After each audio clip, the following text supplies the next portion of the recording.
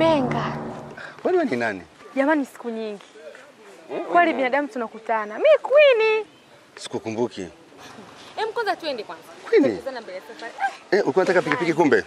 Kwani binadamu jamani tunakutana. Umependeza. Tena tukiamini. Twende. Ni siku nyingi sana. Ni siku nyingi jamani. Na umependeza.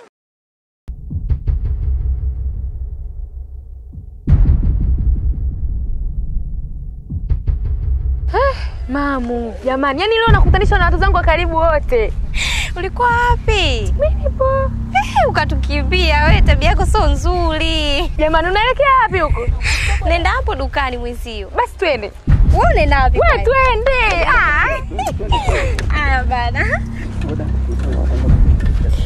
Jamani, Mungu ni mwema ise. Naye mjinga wewe ukatuacha sie.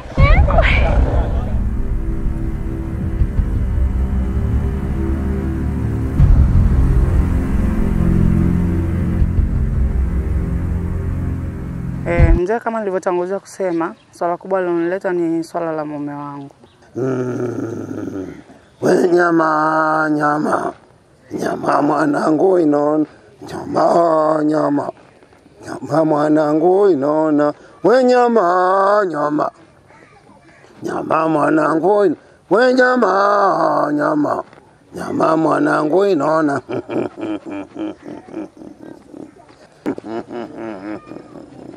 Sasa umekuja hapa unataka ufanyiwe shughuli za tiba, si ndio? Ndio, nahitaji msaada wako. Umefika. Hapa umefika, hakuna shida. Mimi naweza nikafanya hiyo kazi. Nisaidie babu yangu. Na ukafanikiwa vizuri sana.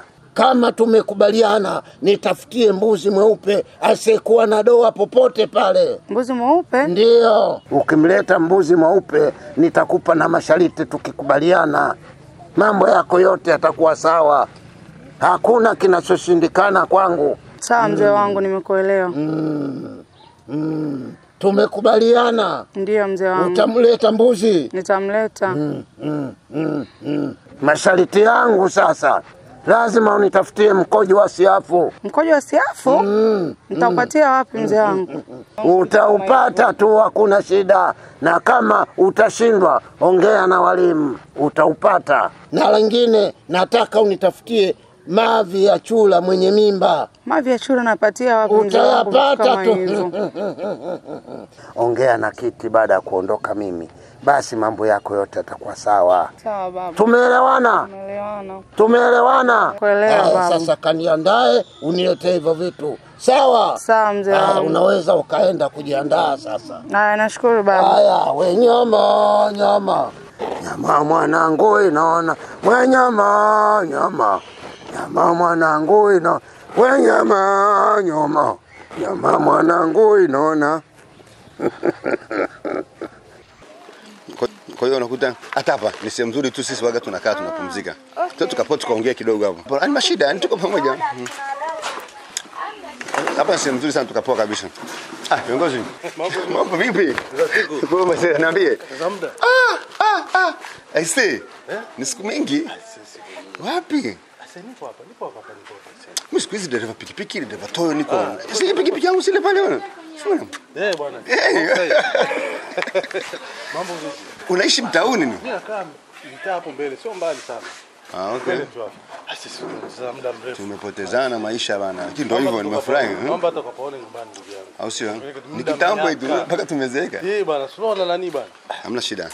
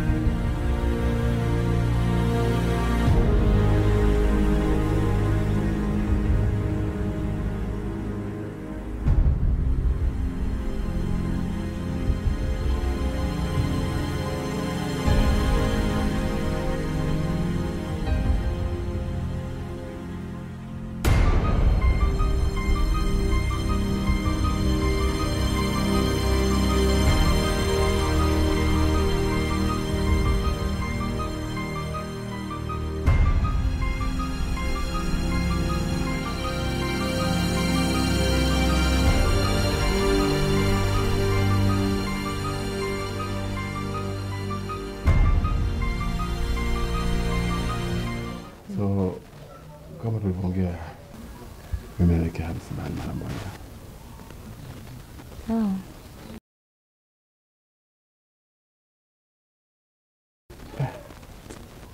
Asikitika sana kusema msiba. Yaani nimepigiwa simu ghafla, nisemekana jamaa anaanguka kafariki papo hapo. Kwani alikuwa anaumwa? Hakuna.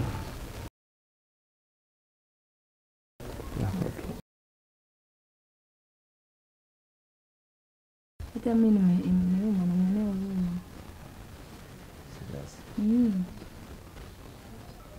Lakini kitu kimoja nataka niongee, naomba uamini kwamba yule ni mke mzuri. Hivi kwa nini unapenda kuongelea hivi vitu na vimeshapita? Basi okay, tutasema baadaye. Sawa, mpe pole, mwambie mwenyewe naomboleza. Naona nimetia black coat. Viatu vyeusi, tight, na suti nyeusi. Kwa hiyo mimi naomboleza nyumbani. Nice. Mpe pole sana. Nashukuru. Baadaye tuwasiliane.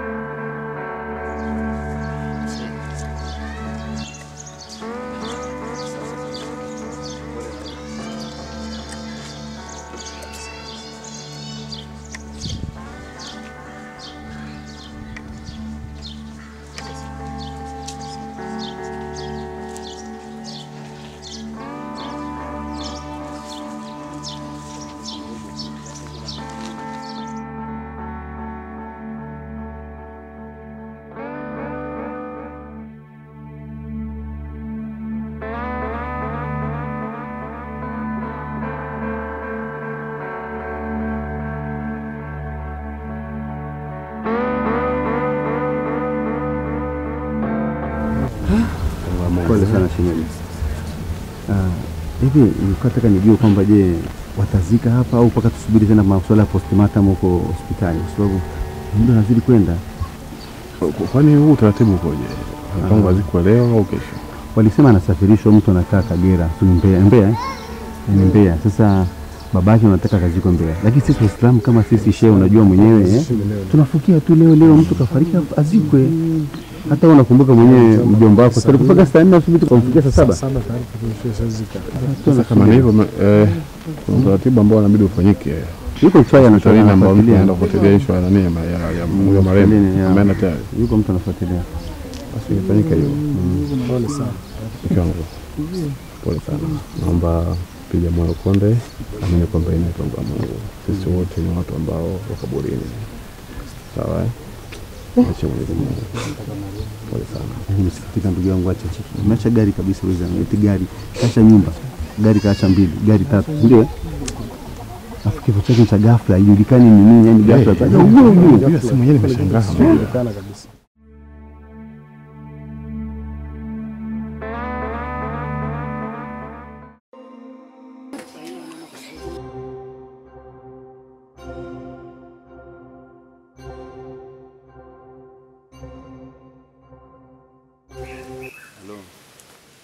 Ndio. Naongea na nani?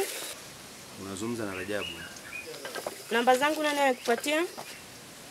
Nimepatiwa namba zako na Mzee Isa.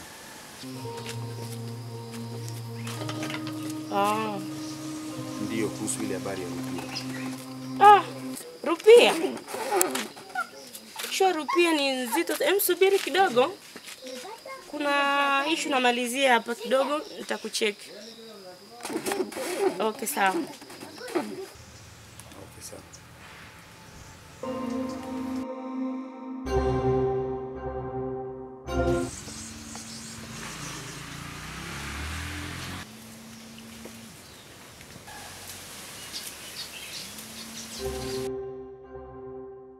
Bwana, kama nilivyoongea na wewe awali.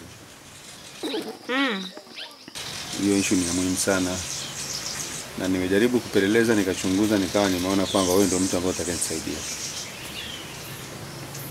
Na nashukuru sana. Ndio. Nimekuwekea milioni 5, umeona? Nimeiona. Nashukuru sana kwa kweli. Lakini ulisema kwamba baba yako ni mtu mmoja msumbufu sana. Vipi lakini unaona kwamba tutawezana naye kweli? Rupia tumeshajua mahali ilipo. Unajua mzee ni kichaa sana, kwa hiyo inabidi apate mtu wa kumuingilia mwenye akili timamu na mwenye busara. Hebu fuatilia basi. Huyo kijana umempata? Wewe nimpigie yule jamaa ambaye nitamtuma kule kwa mzee. Wewe tafuta mtu yote ambaye unafikiri kwamba atatusaidia kufika hapo. Maana ni kutumia akili tu. Labda nikwambie kitu kimoja mdogo wangu. Unajua hii Rupia nitakapokuwa nimepata mimi, si kwamba utakuwa ndo mwisho mimi kuwa katika biashara ama kujuana ama kusaidiana kwenye shida na raha. Wewe tayari ushakuwa ni familia. Kwa hiyo unaponiangaikia mimi, na mimi pia nitakapofanikiwa, na mimi pia nitahangaikia kwa mambo yako kwa kiasi kikubwa. Yaani mimi sioni shida wewe kukupa hata mtaji wa milioni 10 kufanya biashara. Kwa sababu umenisaidia mimi. Kwa mzigo lazima tuchukue. Yaani kesho muda kama huu hapa nipigie. Okay. Hamna jinsi, mimi nakwambia. Kwa mzigo lazima tuchukue. Sawa, hamna shida.